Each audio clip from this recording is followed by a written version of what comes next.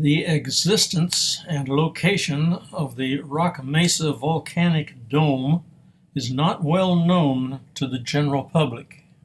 It is located in the Three Sisters Wilderness area of the Oregon Cascade Range, adjacent to the South Sister volcano, which can be recognized here by its summit crater and a broad slope down to the crenulated surface of Rock Mesa.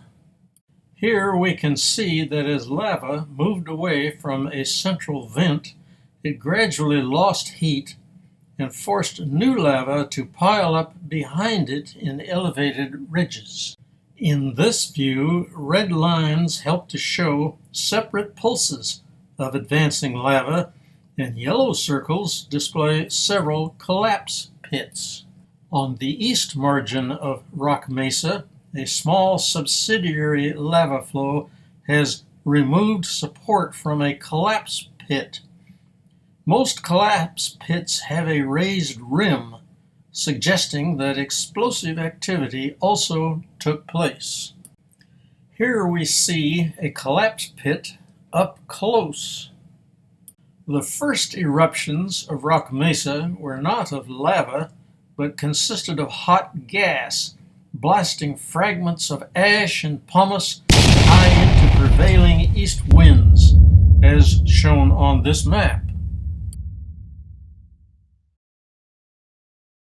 Broken pumice fragments now mantle the surrounding surfaces, as here in the foreground west of Broken Top Volcano.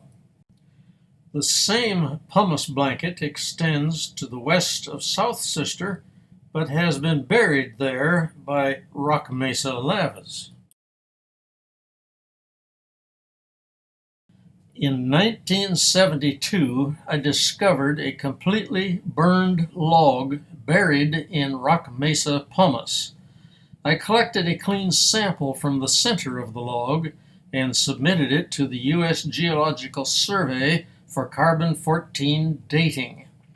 Its age was determined to be 2,100 years, but because the tree was about 1 foot thick, the eruption is now accepted to have occurred about 2,150 years before 1972.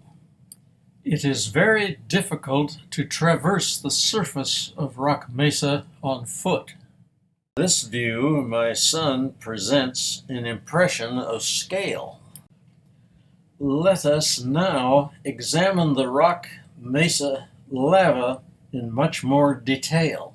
The lava is chiefly composed of rhyolite volcanic glass, with 73% weight of silica containing small white crystals of plagioclase feldspar. Tiny crystals of clinopyroxene also occur in small amounts, but are too small to be seen without magnification. Lava flowed in sheets of molten glass, which assumed complex flow patterns. In this type of surface lava, gases have expanded rather uniformly, but not to the extent of producing a pumice. I am inclined to call it a flow froth. Portions of Rock Mesa are covered with flow froth and are lighter colored, as seen in this view. In 1962, a company located in Bend proposed mining Rock Mesa flow froth to be used for cleaning stovetop grills. Mining claims were not permitted in the wilderness area, but it was legal to build roads and purchase Rock Mesa materials from the government. Several years of legal entanglements prevented degradation of the wilderness. Mr. Henry Richmond, a Portland attorney pictured here, established the well-known conservation group 1,000 Friends of Oregon.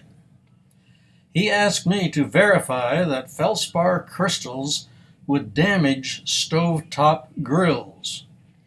Arguments to preserve Rock Mesa and other wilderness areas were then successful. On the south margin of Rock Mesa, a trail has been excavated, and I suspect that it was constructed by the mining company to explore a pumice block resource. Another small dome of similar material erupted east of and close to Rock Mesa. After our review of Rock Mesa events, we should acknowledge the slightly younger Devil's Hill chain of rhyolite eruptions on the south slope of South Sister Volcano. Several domes of rhyolite appeared, many joined by north-south collapse trenches. High on the east flank of South Sister, so much rhyolite appeared that instead of a single dome, the long and voluminous Newberry lava flow poured down to dam up Green Lake. Explosive eruptions of pumice fragments produced widespread deposits. Even some pyroclastic flows were produced. If eruptions like this recurred, ash would fall upon the city of Bend.